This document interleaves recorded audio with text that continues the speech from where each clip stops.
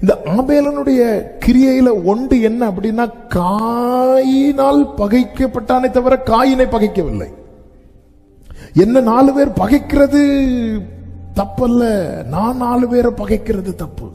தேவனால் உண்டாக்கப்பட்டவனுக்கும் பொல்லாங்கனால் உண்டாக்கப்பட்டவனுக்கும் வித்தியாசம் என்னன்னா, தேவனால் உண்டாக்கப்பட்டவன் பகைக்கப்படுவான், பொல்லாங்கினால் உண்டானவன் பகைப்பான். நான் ஒருத்தனை பகைக்கிறேன்னா நான் பொல்லாங்கனால் உண்டாகிறேன் அர்த்தம்.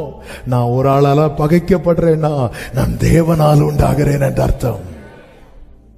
பகைக்கிறோமா பகைக்கப்படுகிறோமா? தேவனால் உண்டாக்கப்பட்டவனுடைய ஆரம்பம் எங்க தெரியுமா? சிலுவை.